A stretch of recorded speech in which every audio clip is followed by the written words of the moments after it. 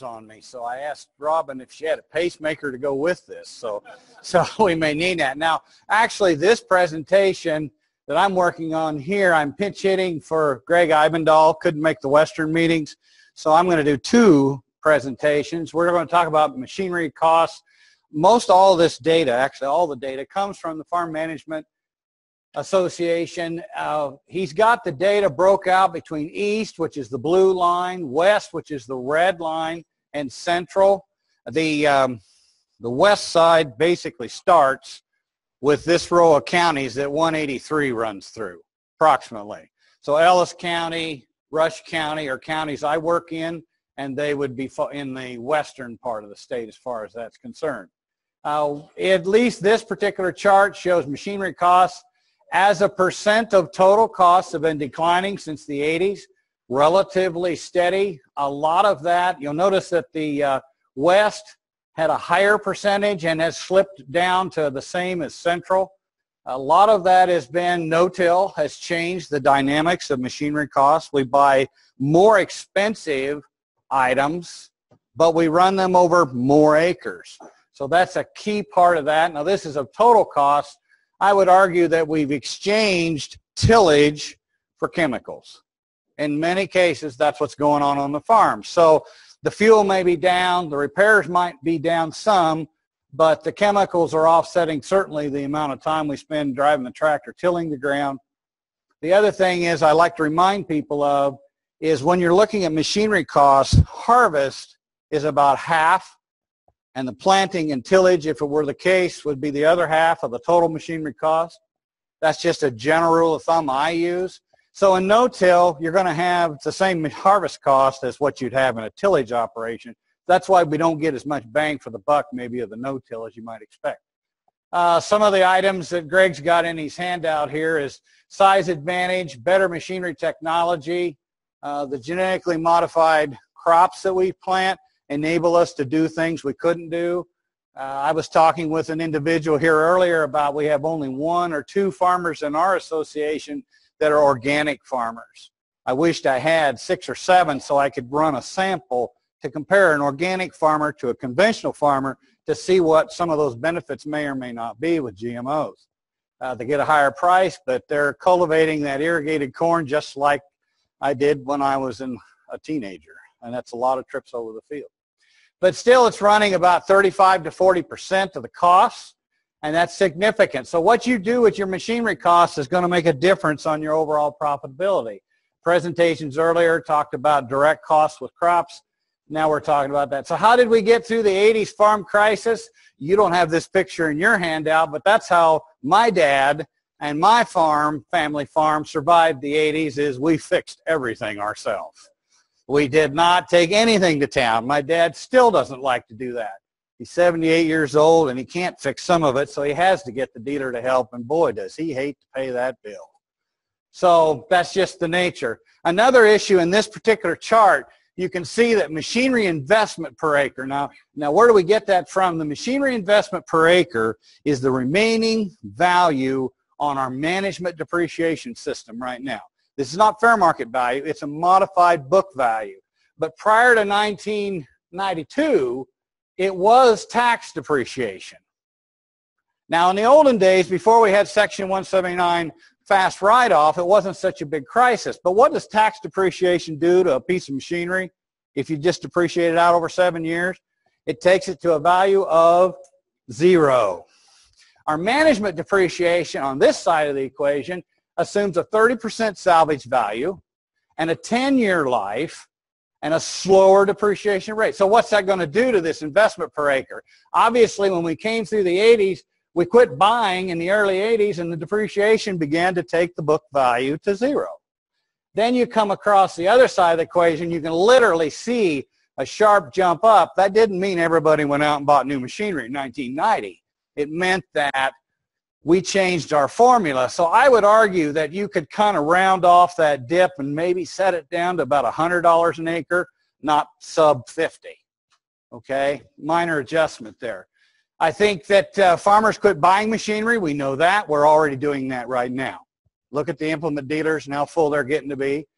By 89, the machinery investment was only 25% of the pre-crisis level, which I agree, it did come down. That may be a little overstatement. And the recovery was probably a little bit slower than what we show here. But nonetheless, look what we did from 2007. 2007 was about our first good year on the accrual analysis in Northwest. And once we started making money, boom, we started buying equipment. Some of that was to catch up on machinery we wish we owned or we legitimately needed. And then as we continued to make money, we got lazy. We decided we could have warranty claims instead of fixing it ourselves. I've got some farmers still today that say, man, I'd like to trade this combine because it's really nice having it under warranty. I thought, you know, that old 4400 John Deere that we used back in the 80s had no warranty. So I think there's something to be said for learning how to fix stuff again.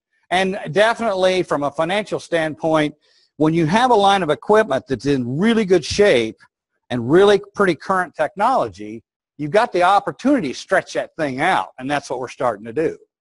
So how long can we run the equipment we have? Quite a while. He's talking about correlation between net farm income and machinery purchases, and it looks like it follows fairly closely. A lot of that is driven by tax.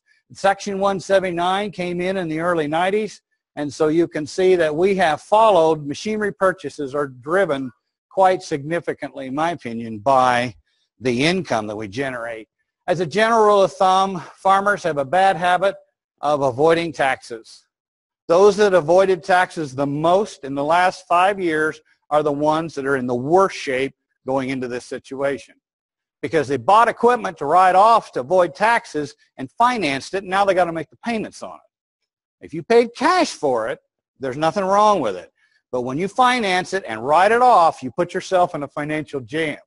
69% correlation on this particular chart here.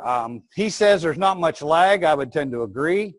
They tend to react quickly, and when they've got income, well, one time we were talking about economic development in rural America. Give farmers money, they spend it. So that's one way to put money back into the economy, at least in this case. Repairs per acre, I like this particular picture. I thought my knees would not tolerate that very long, kneel down on that concrete. But anyhow, he's putting a clutch in a 4430. We've got repairs flattened out, and even in the west has run below the east and the central areas of the state. We're running, and right now we're chucking along about $15 an acre compared to 25 for the east. That will start to come up as we don't. Part of that is we bought a lot of new equipment. Now that we don't replace that equipment, we're going to start fixing it. Now, could you work on a 4430 in your farm shop like this guy? Can you work on an 8360R John Deere? Do you have the laptop computer with all the software to read all the problems of that stupid engine? So I fear, this is my concern as a farm management economist, that these machinery costs are going to get to be repair costs are going to become a problem because we moved into a situation where the technology is wagging our tail, not us. And that could become a problem. So you younger guys that are more technical savvy, take some courses, figure out some ways to learn how to do that. I think you can. Options for machinery, obviously you can purchase it. We'll talk about replacement frequency. Sometimes they do it every year. Sometimes they do it only when there's cash available. Some of us, like my dad, keep it forever. We still got great-grandpa Wood was born in 1869, and we still have some of the old horse equipment that he would have had. My dad is a pack rat. And so he falls into the keep it forever category. You can lease equipment, you can rent equipment. We need to talk about the differences there, and custom hire. And I'll see if I get to it later. So the question is, how much will it cost per acre? Will the machinery that you buy increase your efficiency or profitability? Or can my capital be used more profitable somewhere else? ROI stands for return on that investment. So you have to consider whether it's, whether I need it versus want it. Will it improve my timeliness? Most people use timeliness as the excuse for newer equipment. Reliability, less breakdowns, more speed. getting things done without as many distractions. Can you afford it, which is a good question right now, and you got to ask how much capital it's going to take. And then Alan's talked a lot about the working capital, current ratio, that kind of stuff. When you tie into a piece of machinery, what does that do to my working capital? What does that do to my liquidity? That's an important consideration. Are there tax advantages to owning? Depends on whether you're paying any taxes. I was just visiting with somebody earlier, well, Colin actually, asked me how tax season is going. I said, well, I haven't started yet because I got this to do, and I don't have that many people showing a lot of taxable income this year. So it's like, so what advantage is there to trade combines or tractors when I don't need any more deductions?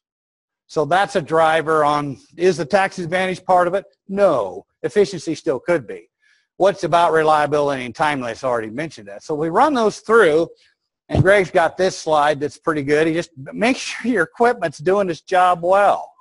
There's some things you can do on old or new, make it more efficient. Make the combine do its job. Make sure your planter's doing its job. That's just part of the package there. But if you expect the dealer to come out and set it for you, I think it's time for you to learn to do it yourself. That'll save you that mileage and that $120 an hour or whatever they're charging for their time. So purchase. The advantages of purchases, you get to control the use of the machine. It's easier probably management, timeliness. It's sitting in your shed when you need it, you pull it out and go. Generally considered less expensive in the long run, and that's true. If you keep it forever, it'll work. Tax advantages, well, you can take bonus or Section 179 is $500,000, and it's true. It's that way again. It's actually up just a little bit due to inflation this year for the next, and I'll talk about that in a later presentation. And the interesting thing about machinery is you take the deduction for the equipment on your Schedule F. Schedule F is subject to income and Social Security tax, but you sell it over on another form called a 4797 form, which you only pay income tax on that.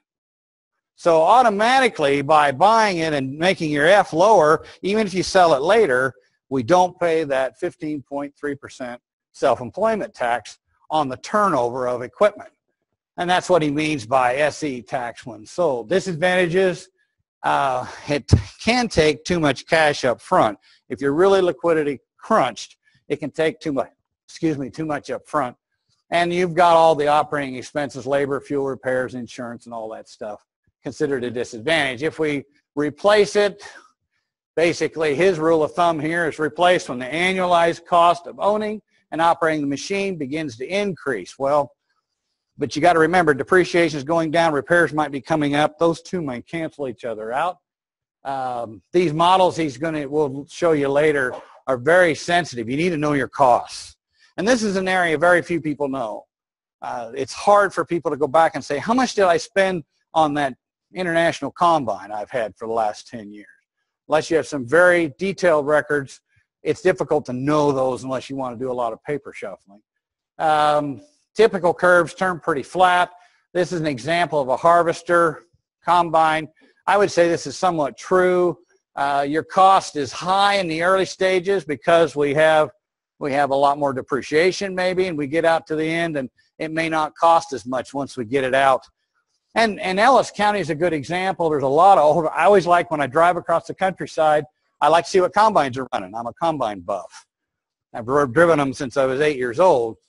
And so the moral of the story is when I go through a community that has a bunch of 9600s, 9610s, Walker machines, which are old, but that's the prevailing model sitting out there. That's a pretty conservative community. When I see a bunch of shiny new red and green, even yellow, and they're all the fancy pants rotaries, you can tell that that area either has more pressure to maintain better equipment. As you go to western Kansas, you get to irrigation country. You get a lot nicer looking combines than you do in purely dryland country. That's just the ability to pay for them. Reliability is part of his discussion here. I think planters, in my personal opinion, planters are the most important piece of machinery on your farm. If you don't get it in the ground right, what's the rest of the game going to look like? So planting equipment's important. You don't even have to have a fancy tractor as long as you got enough hydraulic capacity to run that fan back, all those fans on that planter. you can get by with not so expensive a tractor, but you need to have a good planter. So that's kind of, here's discussion maybe here. The timing is critical. I have people tell me, oh, I got to get this stuff planted in this narrow window. And I'm sitting here going, I've got guys planting corn from the 20th of April to the 10th of June in western Kansas. This isn't western Kansas, by the way. I'm talking about coal being out there. And the yield may be the best on the June 1st planted in my 1 year. Next year it's going to be on May 10th. It moves around with the weather so bad, so I'm saying, how do you know that the critical timing of planting is going to guarantee a better yield? Further west you go less, the further east you go more. And so you have to judge that in your own area. Pride of ownership's part of it. New technology's part of it. Capacity, if you're short on capacity, that's important. We can replace it more frequently. We talked about this already. We can replace it something every year. I have some guys that do that. They kind of basically used to budget so many dollars to maintain their line of equipment. And we kind of picked, okay, we try to turn the planter every so many years. We try to turn the combine every so many years. Pickups every time I got money. And so we kind of do that routine. And so I think that's probably a wise way to judge each machine for its importance to your operation, its technology, and its and the most critical stuff. A lot of people just do it. When I got money, I go buy stuff. And that's not the wisest. And my dad keeps it forever, and that's not the wisest either because it's all junk. And so I think reliability definitely becomes a factor. Leasing is another option. There's a lot of promotion of leasing going on. Stacy, can you do me a favor? Tell me give me a wave when I've got 10 minutes. Okay. Leasing is being promoted a lot right now. I struggle with it because I'm not convinced it ever really works that well. There's two kinds of leases. We got the theory here is you could control the use, control overuse of machine, get some timeliness involved, locks in your payments, hedge against inflation. But you know, when you buy it, you're a hedge against inflation too. So I don't see that as significant over a lease. You can pay a little less up front sometimes, but in fact you do pay up front. Leases, you always make your first payment at the beginning of the contract. When you buy something, you don't make a payment until you run it a year. So there's an issue with that. I think for some people that they're expanding rapidly. I've got 1,000 acres. I'm going to drop on your current operation, and you don't have a big enough combine to do that. Do you lease a second machine to run with you? Do you lease a bigger machine? It can be more or less a transition period concept. Or Greg comments here, and I think it's true. If you're wanting to retire in 5 years, you don't want to replace your equipment, but you're going to continue to operate. Maybe you can throw it into lease, and then when you're done, it's done. That is an option, I guess. Does not allow for a buildup of equity. But let me ask this question. How much equity have you gained on your machinery line in the last 3 years? Not very much. And so machinery by nature, iron by nature, is a depreciable asset. Now when times are really good, the trade-ins keep going up and it works pretty slick. But when times go bad, our trade-ins disappear. And so I question the value of owning equipment from the standpoint of gaining equity. I don't think that's a slam dunk for sure, at least. The rent option, I like this one, short-term deal. I got one kid, he was a banker, quit banking, took to farming. We've done a lot of goofy things, but he really just needs, he's no-tiller, so all he needs is a tractor to pull the planter. So what if he just leases it for so many hours to do the planting thing? He doesn't have to have the tractor the rest of the year. For him, that might be better. And so we've talked about that, talked about doing it that way. A little less capital commitment. You're just paying for the hours of use that you need. And you got to watch the rental arrangements. Do you pay for repairs? Do you share the repairs? Do you buy the parts and the implement dealer pay the labor? You pay the labor, they provide the parts? You need to watch your agreement to make sure you're covering all your pieces on a rental deal. And the number of rental companies might be limited. There's always been talk about trying to say, oh, I'm going to own a combine, but I'm going to send it down to Oklahoma for wheat harvest. and rent it to some guy down there, and then when he's done with harvest, we bring it up here, and then when I'm done with it up here in central western Kansas, I can send her to the Dakotas. We talk about doing that, but we rarely get it accomplished. I think that with Machinery Link or whatever, they're kind of trying to do that kind of stuff. But you still need to operate the machine, and you probably need to insure the machine. That's an important part of the equation. It'll be part of the lease agreement. So sometimes if your machinery limitation is not the machine itself, but the person to sit in the seat. I always tell people when they tell me, well, I want to buy a sprayer. I got to have my own sprayer. I said, great, that's nothing wrong with that. Do you sit at the end of the field and watch your custom applicator spray your crops? Well, no, I don't have time to do that. So do you have time to run the sprayer? What's going to change? What's going to give? You need to remember that when you custom hire something, you're hiring the operator as well, and the fuel, and the insurance, and the repairs. So it's much more of a turnkey deal. Now, I'm not saying it's always the best, but it certainly is an option you ought to consider and run your numbers on. We have a farmer, had a farmer in western Kansas that his equipment line was a pickup. He farmed 12,000 acres. He hired everything done. So we run an analysis on him. And the most interesting thing is in the farm management analysis, we calculate the machinery cost per harvested acre. The average at the time was 55, and his number was 51. His machinery cost, hiring it all done, was less than the average dryland guy comparing to him. And he wasn't paying for an employee to run the machinery. So sometimes, I've tried to get my dad to understand this, but do you get them old timers to change? Never. So sorry if you're old, but this 78 stuff is like, ugh. I just can't get him to think in terms of he never values his time and he never appreciates the time wasted fixing stuff. And he's always behind because he's always fixing. So I'm thinking, come on, Dad, you could tighten this operation up. I said, you could just manage this thing. And so he doesn't get it. I've given up. I decided, you know what, he's his own man. That's fine. You know how your son at 57 years old isn't as bright as somebody 50 miles or 100 miles away from home. I just find it interesting. But nonetheless, custom hire is an option. This is a matrix or chart, shows all the strengths and weaknesses. Matter of time, I probably won't waste it or won't use it on that at least. But many farmers like to build a bank up of machinery, and I think we really do have a bank setting in most farms.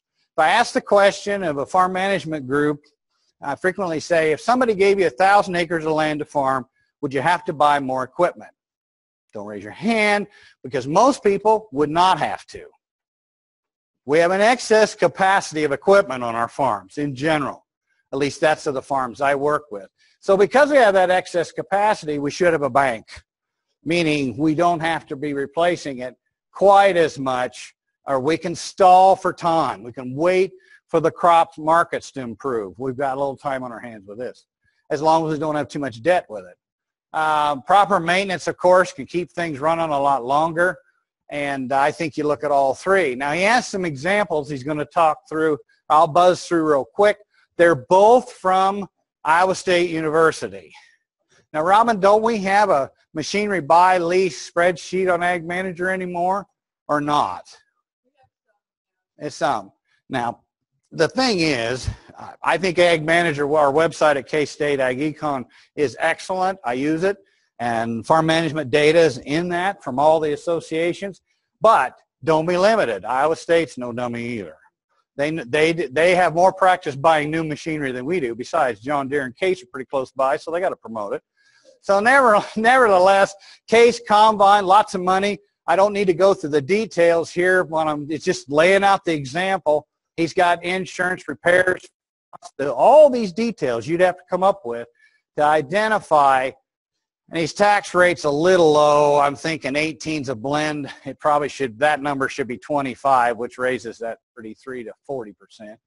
But then he goes through the example, and you've got a down payment on the loan, blah, blah, blah. We got our loan. We got our tax savings built in. So our net cash flow for this case combines, about $188,000 over 6 years. Now, if we lease the same combine, and the lease payments are a little bit less. I'm scooting right along, guys. $42,000, and then we got a little bit of a different mix on tax because it's just the lease payment is deductible in the year that it's paid. So you end up with about $152,000 total cash flow. So if you compare them, in this example, he's got a time value of money. So the annual cost was $38,000 to own, $32,000 to lease. Might be a little cheaper, but in the same token, after you're done paying for it, you don't have anything. You don't have any asset. Whereas if you get done paying for the combine and you can stretch it out for 2 or 3 years like we are right now and not buy another one, you don't have any payments to make. You follow? Now, if we do a custom hire, and this example was interesting to me because this is kind of the way I see it out west too. We got 1,825 acre farm. The numbers are really small. They're even small for me to see from here, but you should have it in your handout material. And essentially, when we get down to the final analysis, I thought, yeah, that's right. He has a buy and he has a custom hire where he puts. And I tell you, think about this a minute. If you got corn, does it cost you $34 an acre to get it picked? Dry land, all of that, doesn't it? Probably a touch more.